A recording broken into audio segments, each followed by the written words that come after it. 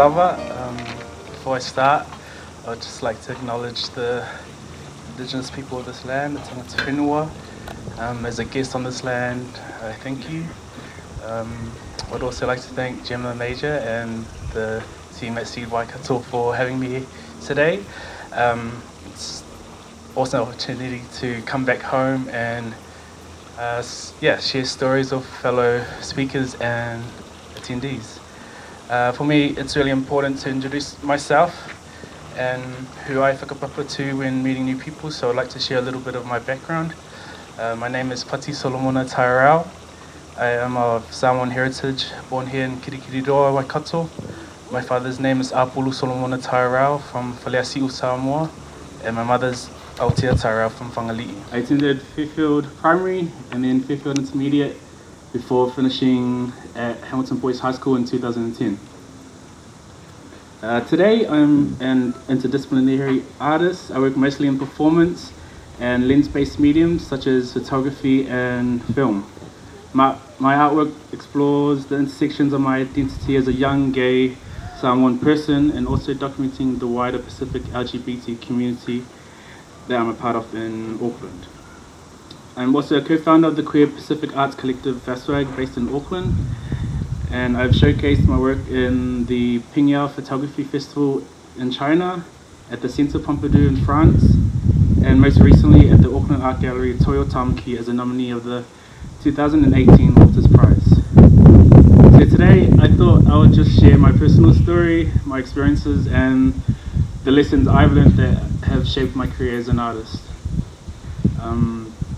I've always been a creative person. Like as a child, music and dance was always part of the home, and then the church group that I was a part of.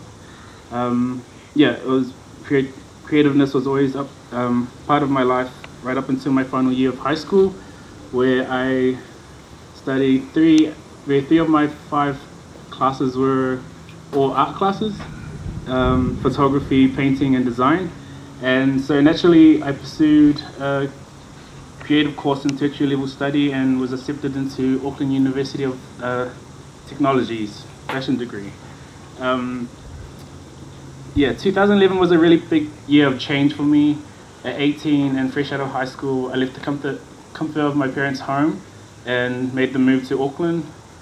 But one of the biggest changes that happened that year is that I came out to my family.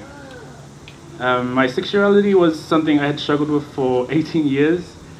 It's not that I struggled with it. I knew I was into men, but I feared the judgment, hatred, and rejection from friends, the church, and my family members.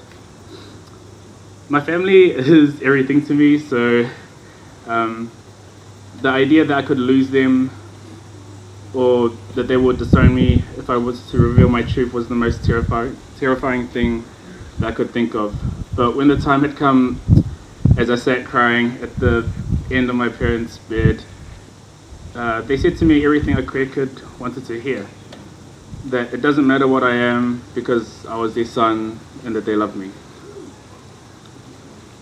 In that very same year, in my second semester, I failed a sewing practical paper. At the time, it felt like the biggest failure because I had never failed at something I thought I was good at. This eventually led to me giving up and dropping out of uni. As a result, I found myself with no financial support, unemployed, and eventually I had to move back to Hamilton. A month later, I moved back to Auckland to start working labouring jobs in factories and roadworks. I spent 2 very long years working labour-intensive jobs as an attempt to pay off my student loan debts and to support myself.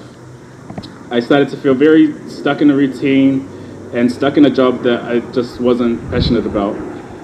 And I just remember coming home one night after work to my partner and just telling him that I was just feeling really depressed about where I was at. I was just like, I'm doing this thing, I have no passion for it at all. I felt like my creativity was going to waste. And my partner said to me, go back to study. And that he would support me while I study, he would financially support us. And so that's what I did. And so With the help of my partner in 2014, I returned to tertiary studies and enrolled into Manukau Institute of Technology in Otara and was studying at their creative arts degree. I chose to study at MIT because they had a really strong focus on Pacific content, and South Auckland has a massive Pacific population, so I felt that they were the best way to go in terms of helping me out in terms of my identity and where I wanted to take my art practice. Studying gave me the space and time and resources to start exploring my identity as a young gay Samoan living in urban Aotearoa. Representation quickly became a really important aspect of my practice, and I wanted to create content that reflected who I was, artwork that reflected brown queerness, and something that I felt that was missing from my childhood. I think it's important for young people to see a diverse, positive, and empowering representation of themselves in the media and in their everyday life. It will help them navigate their identity and the many possibilities that their future can have. I first started looking at myself, questioning what my beliefs were about gender, sexuality, and culture, and why and how did I come to have these beliefs. I started putting myself in front of the camera and exploring my masculinity and my femininity and finding the natural fluidity between the two. The other side of representation is countering old narratives and stereotypes. Whenever the subject of queerness and Pacific families came up, it was always negative, and it was stories of disownment, beatings, and even at times deaths. Imagine being a young closeted queer person and only ever hearing these kinds of stories, and surely that wouldn't give you much hope for a positive outcome if you were to make the decision to come out to your family. This made me realize how important my experience of having supportive, loving parents is, how much power there is in me sharing that story with the world. So I made a new photographic series called Matua, Samoan word for parents or guardian, where I photographed my parents sitting by my side in our garage in our traditional Samoan attire, me adorning acrylic nails and wearing bright red lipstick. The three of us posing together, staunch, united, and proud as a challenge for viewers to see a positive representation of queer familial relationships. If you saw the promo image that I used, that was the artwork that I'm talking about. In 2012, me and my partner Tanungango, we co-founded a queer Pacific arts collective called FAFSWAG, and FAFSWAG kind of aims to create events in Auckland and give space for our queer POC community through art exhibitions, panel discussions, workshops, theatre shows, and the most common and popular one, the Vogue Balls. It's through FAFSWAG that I was given my first opportunity to showcase work in an exhibition in 2015 at Fresh Gallery Otara, which was during my second year of studies. Throughout that year, I was given other opportunities to showcase work in Auckland, and through the FAFSWAG events, we as a collective started to meet more new queer Pacific creatives and started building a community for ourselves in Auckland. When you're brown and you're queer, having safe spaces is a rare thing. A place where we could just be our authentic selves and just knowing that we would be safe without anyone causing harm to us. And I feel like FAFSWAG has been crucial in that we were able to give our people events and spaces to exist, to be free, and to be themselves without fear. And that's something that I get to witness every time we host our community. 2016 was my final year at MIT, and we were given our last capstone project. And so I decided to, at the time I was thinking about, as a queer Samoan, where do I sit in terms of the hierarchy that is the Samoan society and our culture? And for me, I felt like I was sitting at the bottom, or had no place. And so I wanted to make an artwork that that could situate me in, give me a place in my culture.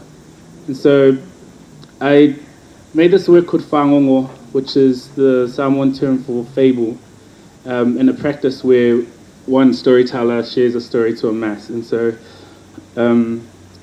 this, in conversations with the people I collaborated with, which was with 13 other queer Pacific artists in Auckland, we found that the answer was to reconnect to our Indigenous knowledge and reconnect to our culture. And that was a way to find our place.